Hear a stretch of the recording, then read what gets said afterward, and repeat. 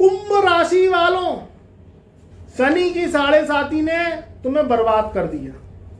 जीवन में शनि राहु केतु जिसमें मेहरबान हो जाए उसको लखपति करोड़पति अरबपति बना देते हैं, और जब शनि राहु केतु बिगड़ जाते हैं, बिछड़ जाते हैं, तो व्यक्ति को खाकपति बना देते हैं। उसके हाथ में खाली कटोरा हो जाता है, वो भिखारी हो जाता है। मित्रों, मगर ऐसा होता क्यों है? क्यों इंसान को जीवन में अच्छे कर्म करने के बाद भी सफलता नहीं मिलती? जितना अच्छा करो उतनी गालियां खाने को मिलती हैं।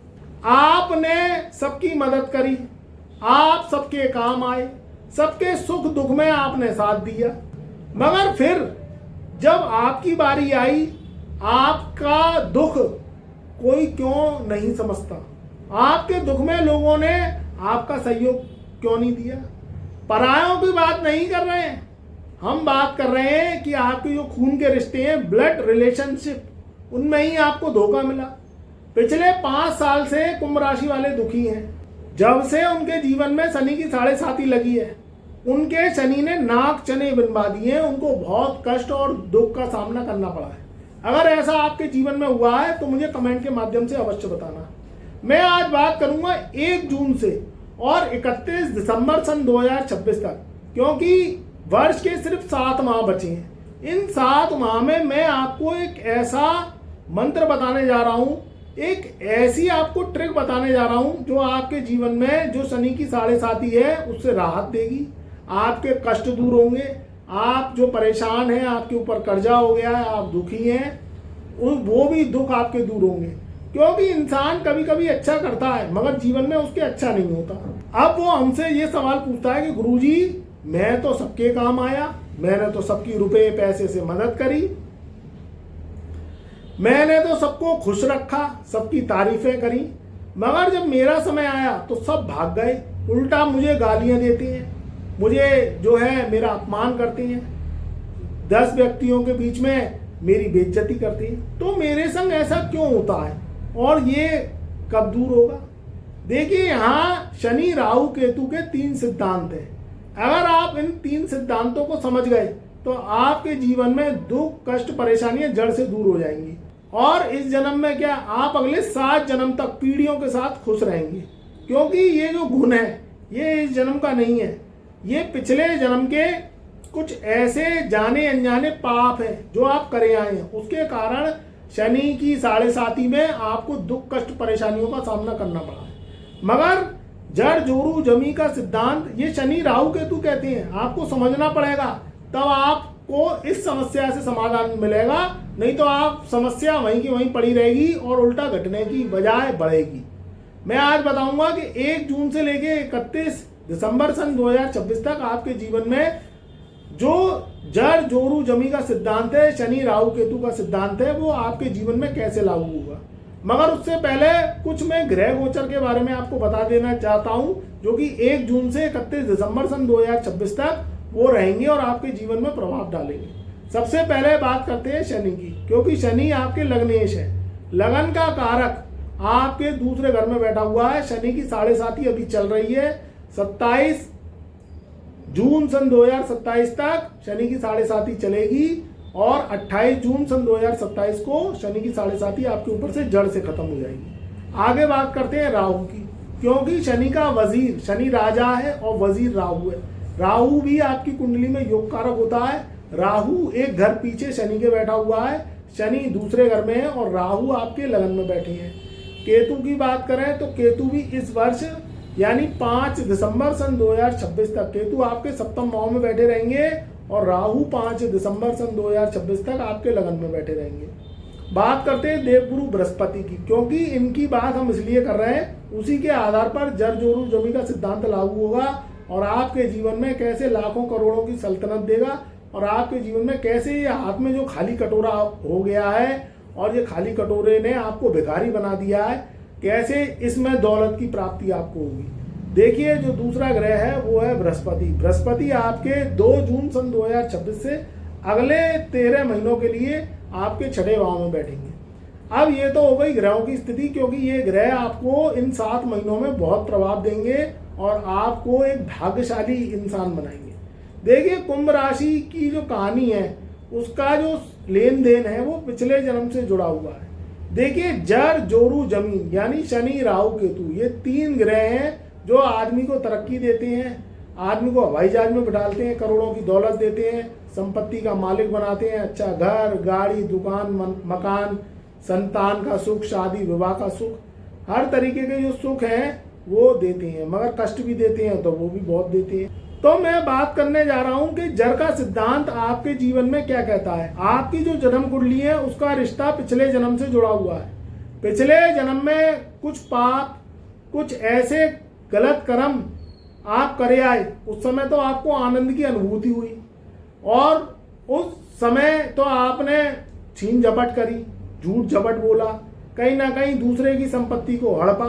जर का संबंध है जेवरात से, अमूल्य वस्तु जो कि स्त्री धन हो सकता है या किसी के जेवर हो सकते हैं, सोना चांदी हीरे जवाहरात, ये सब चीजें क्या है, रुपया पैसा, ये जर के सिद्धांत में आती है। किसी से पैसा उधार लेना, उसे लौटाना नहीं, किसी स्त्री का धन हड़प लेना, चुरा लेना, सोना चांदी चुरा लेना, या जर में आप समझो कि अपनी पत्नी का सोना चांदी बेच आना, कोई कारण है वो एक बात अलग है, मगर अपनी ऐश अय्याशी के लिए घर में से ही सोना चांदी चुरा के बेच आना, या किसी से जबरदस्ती जो है जेवरात उसके ले लेना और ब्याज खाना, सूद खाना, फिर उसको जेवरात को लौटाना नहीं। बहुत चीजें हो सकती हैं जो कि जर के सिद्धांत में आती है। जो अमूल्य वस्तु, जो जेवरात, जो रुपया पैसा आपने ब्याज के रूप में खाया, मूल धन भी ले लिया, लौटाया भी नहीं, किसी का हड़प लिया, चुरा लिया या छीन लिया, झपट लिया, ये चीजें क्या है, जर यानी शनि के रूप में आ जाती है और इस जन्म में आपको दुख पहुंचाती है। अब इस जन्म में कहीं ना कहीं आपके ऊपर कर्जा हो जाता है। आप क्या है कि जर के सिद्धांत में अब आप कहेंगे गुरुजी हमने तो कुछ किया ही नहीं है मगर हम पे कर्जा हो गया है। शनि की 7.5 में व्यक्ति बहक जाता है, जुआ सट्टा लॉटरी में अपनी पूंजी लुटा देता है, या मान के चलो आपने कोई ऐसा व्यापार किया, वो व्यापार आपका चला नहीं, उल्टा नुकसान हो गया। आपने घर का पूंजी सोना चांदी जमीन जायदाद बेच के कोई व्यापार किया या शेयर खेल लिया, या किसी भी रूप में कोई अपनी संतान को ऐसी पढ़ाई करवाई लाखों करोड़ों रुपए लोन पे लेके, अब वो संतान बेरोजगार है, उसको जो है अच्छी नौकरी नहीं मिली, या किसी भी रूप में संतान आपकी बिगड़ेल निकल गई, अय्याशबाज निकल गई, दारूबाज नशेबाज निकल गई। बहुत ऐसे रीजन है जब कुंडली में शनि की स्थिति खराब होती है तो वो व्यक्ति शनि की 7.5 में भिखारी हो जाता है, कर्जा हो जाता है, वो परेशान रहता है, बीमार रहता है, इलाज नहीं मिलता उसे, रुपए पैसे की किल्लत रहती है। तो जर का सिद्धांत यही कहता है कि आपके जो पिछले जन्म के जो खराब कर्म हैं जो आप करे आए हैं, किसी का माल बटोर लिया, किसी का हड़प लिया, किसी का जेवर चुरा लिया, घर में ही चोरी करी, या किसी भी रूप में आपने जो है ब्याज सूद वाला व्यापार किया, उसमें किसी स्त्री का जो है सोना जेवरात रख लिया, उसका मूलधन भी खा गए और ब्याज भी चालू है। तो ये सब चीजें बद्दुआओं का असर है जब आदमी के जीवन में इस जन्म में बड़ी परेशानी होती है और वो कंगाल हो जाता है, सब काम धंधा चौपट हो जाता है, नौकरी व्यापार सब छूट जाता है और व्यक्ति कर्जदार हो जाता है, दर दर का भिखारी हो जाता है जब जर के सिद्धांत को तोड़ता है। इसका मैं समाधान भी बताऊंगा, उपाय भी बताऊंगा कि कैसे आप जर के सिद्धांत को सही करें, मगर आपको पूरा समझना पड़ेगा कॉन्सेप्ट को। अब मैं बात करता हूं जोरू की, क्योंकि हम जर जोरू जमी के सिद्धांत को लेके चल रहे हैं और उसी के आधार पर ही आपकी जिंदगी की चाल चलेगी। देखिए मीठा क्या होता है, मीठा बड़ा प्यारा होता है। जब आप कोई मिठाई खाते हैं तो एक अंदरूनी सुकून की प्राप्ति होती है, आत्मा को सुख पहुंचता है। अब मीठे का मतलब कंफर्ट जोन से भी है। आदमी जितना कंफर्ट जोन में रहेगा वो शुरुआत में सुकून है, भाई बेड पे पड़े हैं, मोबाइल में रील देख रहे हैं, कहीं पे भी काम पे नहीं जा रहे हैं, आलस की भावना है और अपने शरीर को गवा रहे हैं, आराम दे रहे हैं, क्योंकि तो शुरुआत में तो वो सुख है, मगर वो क्या करता है आदमी को, देखिए अब पसीना नहीं बहाओगे तो आगे आंसू बहाने पड़ेंगे, ये समझ लेना। अगर जो इंसान जवानी में पसीना नहीं बहाता तो उसे इस जवानी में ही कुछ साल बाद जब बुढ़ापे की जवानी आएगी तो उसे आंसू बहाने पड़ते हैं। तो मीठा जहर के रूप में काम करता है, मीठा जहर के रूप में काम करता है, क्योंकि मीठा कंफर्ट जोन है और इंसान भागा दौड़ी नहीं करेगा, इंसान काम नहीं करेगा, वर्क नहीं करेगा, टाइम टेबल अपना सेट नहीं करेगा, तो उसमें उसको आगे आंसू रोने पड़ते हैं, वो भी खून के आंसू होते हैं, क्योंकि उस पर ऑप्शन से नहीं होता। दुनिया आगे बढ़ रही है, पैसा कमा रही है, आप वहीं की वहीं टिके हुए हैं, आलस कर रहे हैं, काम करने में दिल नहीं है। आपके माता पिता ने मेहनत करी है, मगर आप ऐसी निकम्मी औलाद हैं कि आप कुछ करते ही नहीं है।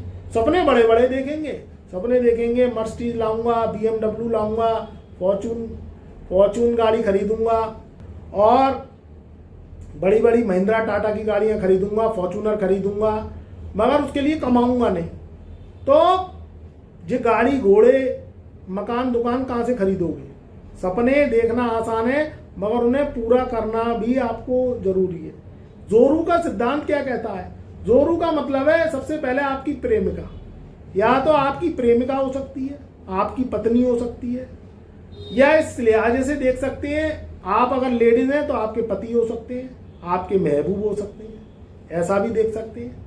अब यहाँ जो रिलेशन है, जो रिश्ते हैं, वो विश्वास के हैं, क्योंकि बुद्ध जो है ग्रह, वो विश्वास की डोर है।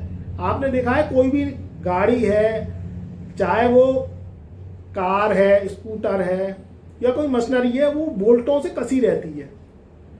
तो उसमें बड़े से बड़ा इंजन है, चाहे वो ट्रक का इंजन है, रेल का इंजन है, हवाई जहाज है, कार है, स्कूटर है, वो बोल्ट से कसी रहती है। तो वो बुद्ध का विश्वास होता है, उससे ये रहता है कि इंजन अपनी जगह सही चलेगा, यह गाड़ी सही चलेगी, विश्वास रहेगा। वो कभी भी अंधविश्वास या किसी भी रूप में धोखा नहीं करते। तो जो नट बोल्ट का एक साथ है, जो एक विश्वास का रूप है, जो कि एक असेंबलिंग है, जो कि नट बोल्टों से कसी रहती है। तो बुद्ध के बोल्ट विश्वास का रूप का काम करते हैं। तो यहाँ जो इंसान का प्रेम है, चाहे वो पत्नी से प्रेम है, चाहे वो पति से प्रेम है, चाहे भाई बहन का प्रेम है, चाहे माता बेटे का प्रेम है, पिता बेटे का प्रेम है, भाई भाई का प्रेम है, मगर जोरू का जो सिद्धांत होता है, वो मेन सिद्धांत हम ले रहे हैं, वो होता है आपकी पति पत्नी का। अब आप उसे धोखा आपने पिछले जन्म में दे दिया। ये मैं इसलिए बता रहा हूं, आप बार बार कहते हैं कि हमें सुख क्यों नहीं मिलता, समय निकलता जाता है और सुख ले रहे हैं, मगर हमें सुख है ही नहीं। अब उसका सिद्धांत कॉन्सेप्ट यही है कि जोरू यानी राहु। अब आपने अगर अपने ससुराल वालों को धोखा दिया, अपनी पत्नी को धोखा दिया, अपने पति को धोखा दिया। धोखा तो किसी भी रिश्ते में नहीं देना चाहिए, चाहे वो भाई बहन का रिश्ता हो, भाई भाई का रिश्ता हो, माँ बेटे का रिश्ता हो, या बाप बेटे का रिश्ता हो, कोई भी रिश्ता हो, धोखा किसी में नहीं देना चाहिए, नहीं तो जोरू का सिद्धांत किसी रूप में उसके ऊपर भी लागू हो जाएगा। मगर इसमें मेन जो रोल है वो है प्रेमिका प्रेमी का, पति पत्नी का, पत्नी पति का। अगर इसमें अगर पिछले जन्म में आप धोखा दे आए तो इस जन्म में आपको मुंह की खानी पड़ेगी। हजारों केस जो है लदे हुए हैं तलाक के। शादी होती है, लाखों करोड़ों रुपए खर्च होते हैं, 500,000 आदमी उसमें भोजन करते हैं, सोना चांदी, गाड़ी घोड़े, नगद। क्योंकि आदमी शादी और मकान और गाड़ी एक ही बार खरीदता है। हालांकि गाड़ी तो चेंज भी हो जाती है, मगर एक शादी और एक मकान वो व्यक्ति का सपना होता है जो अपनी जिंदगी की पूरी पूंजी लगा देता है। भाई बेटी वाला है, पूरी पूंजी लगा देता है, बेटे वाला है, वो भी, उसका भी खर्चा होता है। खूब रिश्तेदार जुड़ते हैं, खूब नाच गाना, हंसी मजाक, डांस, ढोल ताशे शहनाइयाँ बजती हैं। मगर कुछ महीने जाने के बाद में आपने देखा है कि करोड़पतियों की भी शादियाँ पेपरों में छपती हैं, टूटने वाली, तलाक के केस चलते हैं। वो कहता है भाई मैंने इतना करोड़ लगाया है, वो कहता है भाई ये झूठ बोल रहा है, वो कहते हैं कि भाई पति, पत्नी कहती है कि वो मुझे पिटाई करता है, पति कहता है कि ये झूठे इल्ज़ाम लगा रही है। तो एक दूसरे में जो इल्ज़ामात लगते हैं ये क्या है, ये रिश्तों को खराब करते हैं। और आदमी शादी तो सुख के लिए करता है मगर वो शमशान का दुख बन जाती है। और इंसान जो है जहन्नुम से भी ज़्यादा बुरी जिंदगी जीता है, क्योंकि घर का कलेश बहुत बुरा होता है। बाहर का कलेश तो चुटकियों में निबड़ जाता है, मगर घर में जब कलेश और आतंक फैलता है तो पूरे घर की नाक में दम हो जाती है। तो वो क्यों होता है?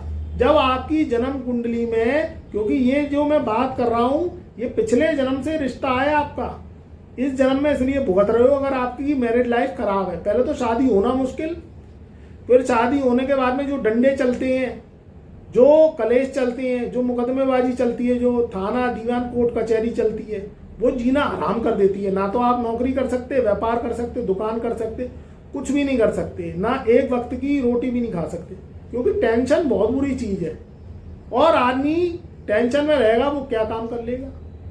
अब क्या है, जब जन्म कुंडली में शुक्र राहु, मंगल केतु, मंगल राहु, मंगल शनि, शुक्र सूर्य राहु, ऐसे बहुत दुर्योग हैं, वो आपकी कुंडली में चिपक के चले आते हैं। क्यों आते हैं? क्योंकि आप पिछले जन्म में कुछ ना कुछ गलत करे आए हैं।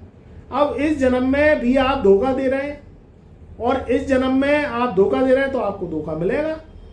तो उसके कारण आपका जीना हराम हो जाता है और आपकी कमी कमाई बराबर हो जाती है। तो इससे बचने के लिए सबसे पहले तो कुंडली का विश्लेषण करवाओ। शादी में लाखों करोड़ों खर्च कर सकते हो, लाखों करोड़ों फूंक सकते हो, तो कुंडली का विश्लेषण कराने में क्या दिक्कत है? कम से कम बच तो जाओगे। नहीं तो ये जो जोरू का सिद्धांत अगर आपकी कुंडली में लागू हो गया तो फिर जीना हराम बहुत बुरा होता है।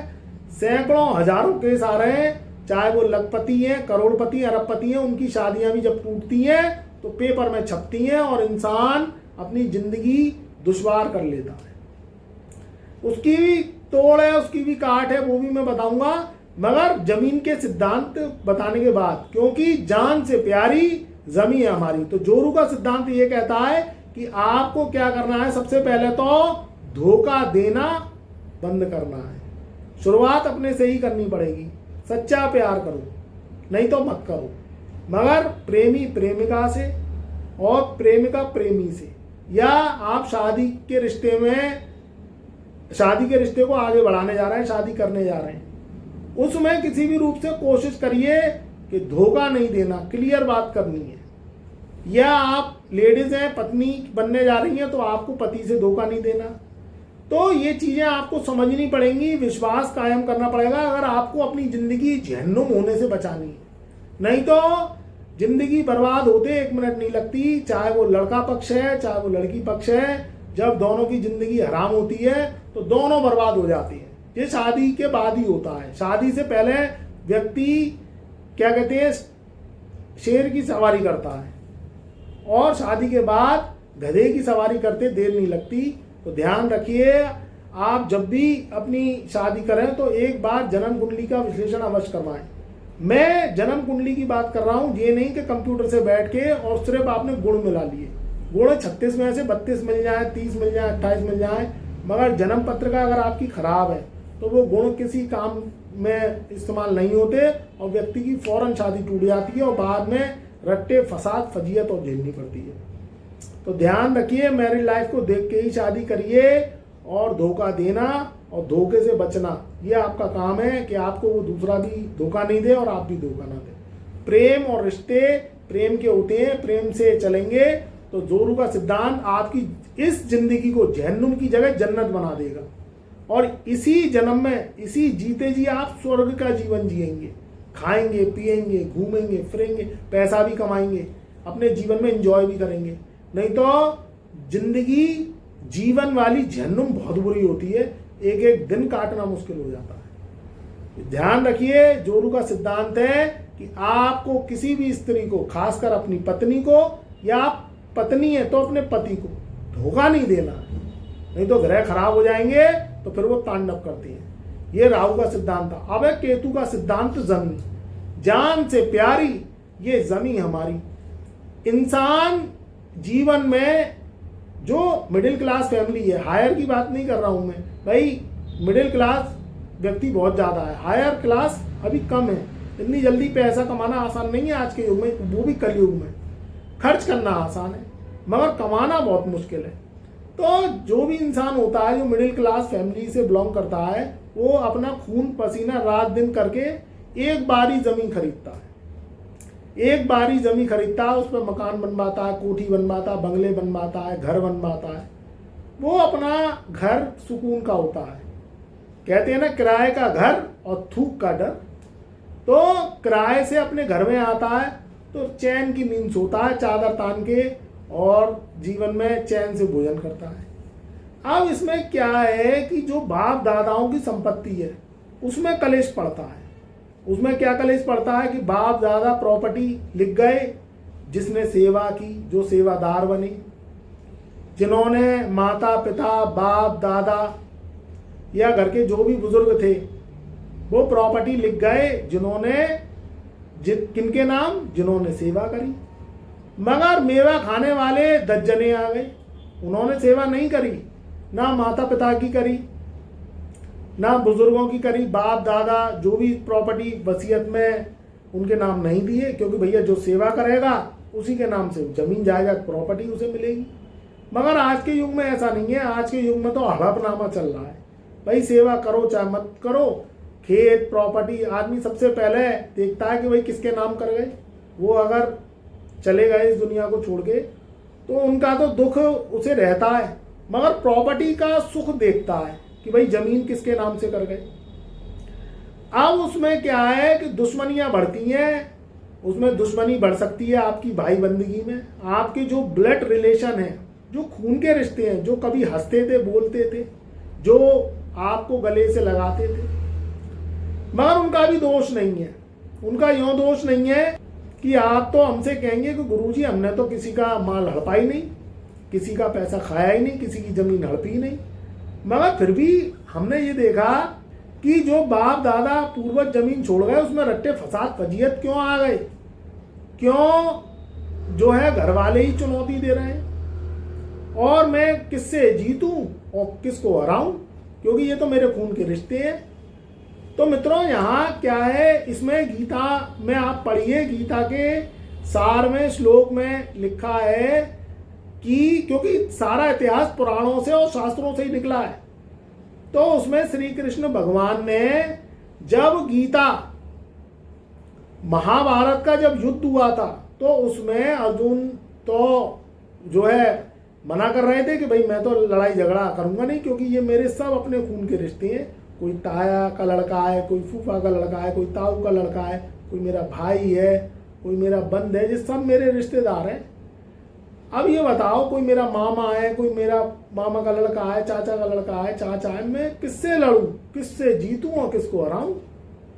तो जब श्री कृष्ण ने दिव्य दृष्टि दी तो उन्होंने बताया कि तुम्हारा जो लेन देन है वो इस जन्म से नहीं है, इस जन्म में तो ये तुम्हारे भाई बंधु बन के आए हैं, मगर पिछले जन्म में कुछ ऐसा तुम करे आए हो इनके संग जो ये पिछले जन्म के शत्रु हैं, और शत्रु पिछले जन्म के बनते बनते वो इस जन्म में आ गए। अगर तुम इनसे नहीं लड़ोगे, इनसे युद्ध नहीं लड़ोगे, इन्हें परास्त नहीं करोगे, तो ये तुम्हें परास्त कर देंगे और तुम्हें मार डालेंगे।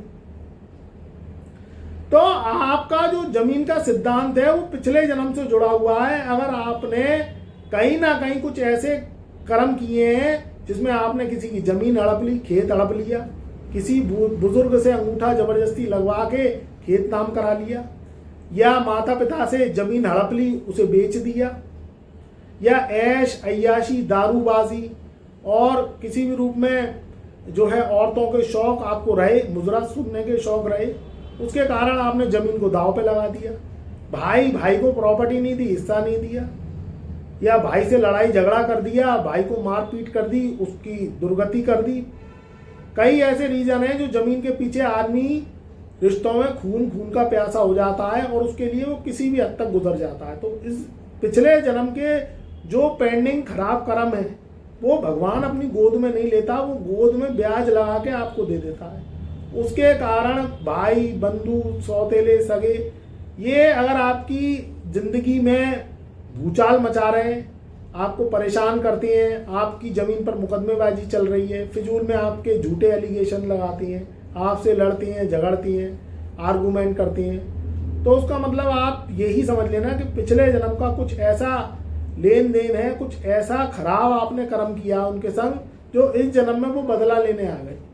अब ये जड़ जोरू जमी का सिद्धांत शनि राहु केतु से जुड़ा हुआ है, ये मैं बता चुका हूँ। वो केतु उसमें जो है आपको बुलंदी देता है और केतु ही आपको क्या करता है कि धरती पे लाके जो है पटक देता है। तो यहाँ आपको ये जड़ जोरू जमी के सिद्धांत को सही रखना है, तो सबसे पहले तो इस जन्म में आपको कर्मों को सही रखना पड़ेगा। जो आपको धोखा दे रहे हैं या धोखा देने आ रहे हैं या आपसे लड़ाई झगड़ा कर रहे हैं, विवाद करते हैं, जबरदस्ती कलेश बनाते हैं, उनसे आपको कुंडली दिखा के परखना पड़ेगा और उनसे अपने अंदर दूरी बनानी पड़ेगी, तब आप जड़ जोरू जमी के सिद्धांत को जीत पाएंगे। अगर उनके सवालों के जवाब देते रहोगे, उनसे लड़ते रहोगे, उनसे कलेश करते रहोगे, उनकी बातों को इग्नोर नहीं करोगे और उनसे आप अट्ठे चकलेड़ दे, और अगर तुमने उनसे कबड्डी खेली तो वो तुमसे कबड्डी खेल जाएंगे, क्योंकि पिछले जन्म के बली शत्रु हैं। कुछ ना कुछ नज़रअंदाज तो करना पड़ेगा, गुस्से को कंट्रोल करना पड़ेगा। अपने अहम और अहंकार को अगर आपने हटा लिया तभी आप उनको कूटनीति से हरा सकते हैं, नहीं तो वो आपको हरा देंगे। दूसरी बात है जन्म कुंडली। देखिए शनि खराब है, मंगल खराब है, बुध खराब है, आपकी कुंडली में राहु केतु खराब है, तो आपको धोखा देने वाले आपके घर वाले ही होंगे, जिसमें से ससुराल वाले, आपका भाई या सगा या सौतेला, आपकी बहन और आपके ताऊ चाचा के लड़के या ताऊ चाचा। ये हिस्से बंटवारे में आपको कलेश करेंगे, हिस्से बंटवारे होने नहीं देंगे, विवाद कर देंगे, जमीन को विवादित स्थल बना देंगे और तरह तरह की आपको परेशानियां देंगे। बेमतलब के झूठे एलिगेशंस लगाएंगे, मुकदमे लगाएंगे और आपको काम धंधा तो करने नहीं देंगे। वो झूठे कलेशों में आपको कोर्ट कचहरी थाना में डुलवाते रहेंगे और आपका समय और पैसा नष्ट कराते रहेंगे। तो आपको क्या करना है कि समय समय पर वर्ष में एक बार जब आपका जन्मदिन आता है उससे 43 दिन पहले आपको जन्म कुंडली का विश्लेषण हमसे करवाना चाहिए। और आपको जो हम उपाय दें बहुत छोटे छोटे उपाय हैं, आपके पिछले जन्म के जो पेंडिंग कर्मांश हैं, जो खराब कर्म हैं, उन्हें सही करने वाले उपाय हैं। उन्हें आपको मन भाव से करने चाहिए, तभी आपका इनसे पीछा छूटेगा। नहीं तो ये पीछे पड़े रहेंगे और आपको तो खोखला करेंगे ही, आपके आगे आने वाली वंशावली में भी दीमक लगा देंगे। क्योंकि आप रट्टे फसाद फजियत से जब तक नहीं निकलोगे, जब तक इनमें ही उलझे रहोगे, और वो तो चाहते ही नहीं है। वो आपके वक्त को जाहिर करना चाहते हैं और आपका वक्त है अमूल्य। तो मेरे प्रिय मित्रों, कुंभ राशि वालों, आपको समझ लेना पड़ेगा कि एस्ट्रोलॉजी में दान धर्म पुण्य है और आपकी कुंडली के जो खराब ग्रह हैं उनको आपको सही करना पड़ेगा, उपायों से, परहेजों से, अपनी आदतों से, तब आप इस जन्म में सुख ले पाएंगे। नहीं तो दरिया पानी की तरह ये जिंदगी बह जाएगी और आप उसको पकड़ नहीं पाएंगे और आपका जीवन स्वर्ग की जगह नर्क बन जाएगा। और अगर आपने समय से रहते हुए अपनी कुंडली में सुधार कर लिया, उपाय कर लिए, दान धर्म पुण्य कर लिए, अपना चरित्र सही रख लिया और आपने कहीं ना कहीं जो है अपने जीवन को संतुलित कर लिया, तो यही जिंदगी आपकी जीते जी स्वर्ग बनेगी। और जो आप अपने ज़िंदगी को जिएंगे तो सुकून से जिएंगे, सुकून की रोटी खाएंगे, चैन की नींद लेंगे और डिप्रेशन फ्री ज़िंदगी जिएंगे। यही शनि राहु केतु का सिद्धांत है। सबसे पहले गुस्से को कंट्रोल करिए, अहंकार को मत पालिए, अपने रिश्तों को सही रखिए। अगर कोई आपसे कड़वा बोल रहा है या लड़ाई झगड़ा कर रहा है तो उसको अपने से दूर रखिए, उससे बातचीत करना बंद कर दीजिए जब तक वो सही नहीं हो जाए, जब तक आप अपनी कुंडली के उपाय नहीं कर लें। वो ऑटोमेटिकली आप देखना कि आपका नुकसान करना बंद कर देगा और आपसे भले ही वो बोलचाल रहे या नहीं रहे, मगर आपको टेंशन नहीं देगा। ये उपायों में ऐसी शक्ति होती है जो पिछले जन्म की कुंडली को इस जन्म में आपको ठीक करना पड़ेगा, तब आप अपनी जिंदगी जिंदा दिली से जी पाएंगे। धोखा मत दीजिए, किसी को भी धोखा देने से बचिए, क्योंकि धोखा दगा किसी का सगा नहीं होता। और कोई अगर आपको धोखा देने आ रहा है तो उसको देखिए, सिक्स सेंस लगाइए, थोड़ा दिमाग से काम करिए, चाहे आपका घर का है या बाहर का है, या कोई पार्टनर है या कोई आपका नाते रिश्तेदार है, तो उसको पहले देखिए, सोचिए, समझिए। जल्दबाजी में कोई भी डिसीजन मत लीजिए, 1-2 दिन सोच के ही कोई महत्वपूर्ण निर्णय लेना है तब आप लेना। तो अगर आपने ये चीज़ें समझ ली तो आपके आगे आने वाले जो 7 महीने हैं वो बहुत ही सुंदर जाएंगे। 1 जून से लेकर 31 दिसंबर तक का समय आपकी बुनियाद मजबूत होगी और आप बादशाही ज़िंदगी जिएंगे। और आपके ऊपर जो कर्जे हैं, जो परेशानियां हैं, जो आप दुखी जीवन जी रहे हैं, जो आप कष्ट वाला जीवन जी रहे हैं, जो आपके हाथ में खाली कटोरा आ गया है, आप जो है भिखारी से हो गए, तो ये ईश्वर जो शनि राहु केतु हैं वही आपका खाली कटोरा भरेंगे दौलत से और आपके जीवन की दुख कष्ट परेशानियों को दूर करेंगे। मगर जो मैंने ये सिद्धांत बताया, अपनी आदतों को सही रखिए और इस सिद्धांत का पालन करिए, तो आपके जीवन में पिछले जन्म के जो पेंडिंग कर्मांश है वो जब दूर होंगे, जब उनके दोष कम होंगे, तो आपका जीवन एकदम से बिल्कुल आपको मंजिल तक ले जाएगा। ऐसी जानकारी के लिए आप हमारे चैनल को एक बार सब्सक्राइब कर लीजिए, हमारी वीडियो को लाइक करिए, शेयर करिए परिवार रिश्तेदारों में व्हाट्सएप के माध्यम से। और अगर आपके जीवन में कोई भी समस्या आ रही है और डीपली जानना चाहते हैं अपने जीवन में क्या करें क्या ना करें, कोई भी दिशा नहीं मिल रही है और जल्दी से जल्दी उपाय करना चाहते हैं, अपने जीवन को सुधारना चाहते हैं, अपने पेंडिंग कर्मांशों को सही रखना चाहते हैं, तो आप जो है वर्ष में एक बार बर्थडे टू बर्थडे कुंडली विश्लेषण अवश्य करवाएं। और आप अगर हमारे नए क्लाइंट्स हैं, नए दर्शक हैं, तो आप तुरंत ही कुंडली विश्लेषण करवाएं। फिर आप हर साल में एक बार बर्थडे टू बर्थडे 43 दिन पहले से ही अपनी कुंडली विश्लेषण करवाएं, जिससे हम जो उपाय दें वो 43 दिन पहले से ही आप करना स्टार्ट कर दें, जिससे उसके असर आए और आपके जीवन में दुख कष्ट परेशानियां जो आने वाली हैं उनकी रास्ता मिले, काट मिले और आपका जीवन स्मूथ रहे और दुर्घटना मुक्त रहे। खुश रहिए, आबाद रहिए। कमेंट में जय महादेव, जय शनिदेव, जय गुरुदेव अवश्य लिखिए।